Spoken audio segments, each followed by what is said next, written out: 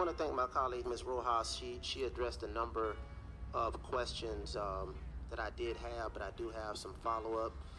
Before I get to those, I want to first commend the superintendent for some of these recommendations relative to the spirit of succession management. This has been something this board has talked about. I know Ms. Rojas has had several items approved by this board as well as other board members. So it's very refreshing to see individuals have an opportunity who have dedicated their time, their talent, and treasures, quite frankly, to the Miami-Dade County Public Schools, get an opportunity to advance. I think that is critically important. We often talk about teacher recruitment and retention. I think it's critically important to address this issue of leader recruitment and retention.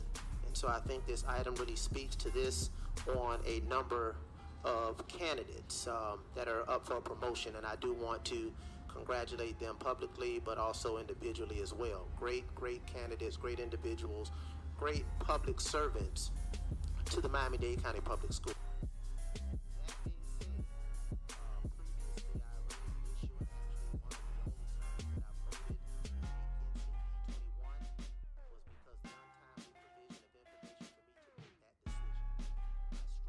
That being said, previously I raised an issue, and actually one of the only times that I voted against a D21 was because the untimely provision of information for me to make that decision.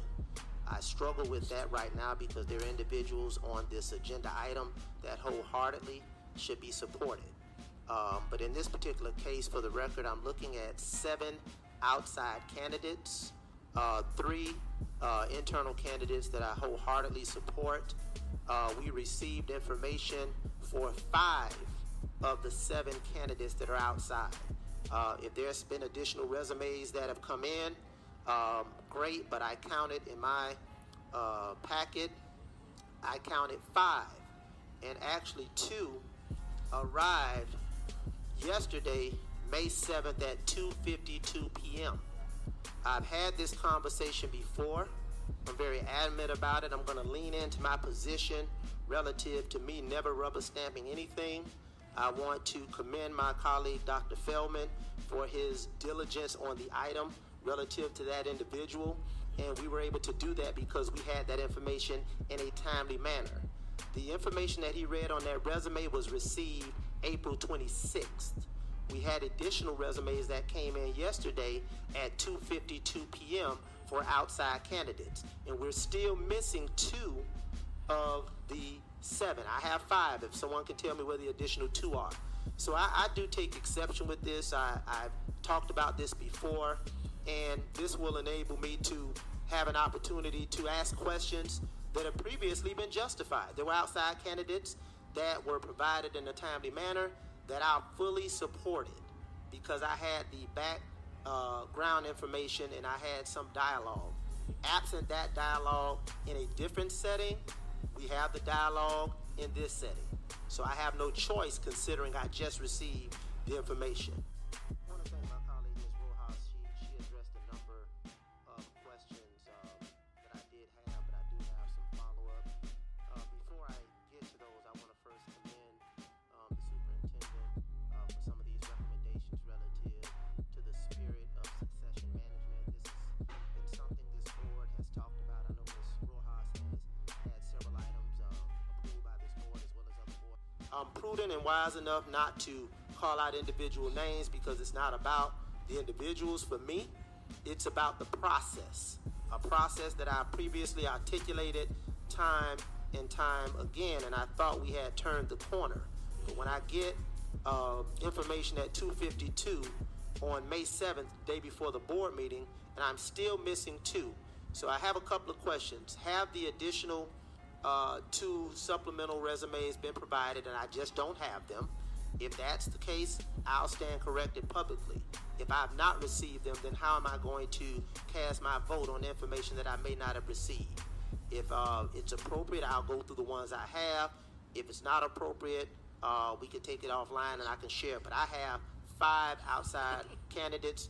3, let me just take the time. 3 received April 26th at 2 o'clock.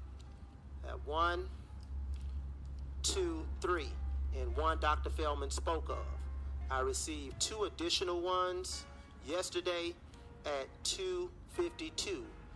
Initial EA and JA and MG. So that's a total of actually maybe 6. Maybe my counting's off. But I'm missing one. I'm missing 1 or 2. Through the chair, can I get clarification on that? If not, I would respectfully not engage that discussion, but I want to address that because this is something that I raised previously. Lastly, when I look at the candidates here, specifically, I counted 19 candidates that were contemplated for obvious hires and or promotions, and I was able to.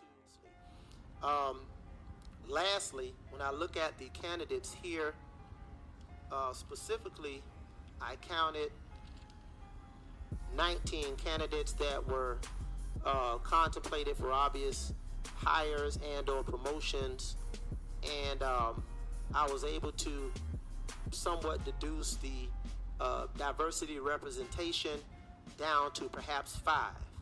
So perhaps 5 out of 19 reflect the diversity representation for groups, quite frankly, let me say it, communities of color.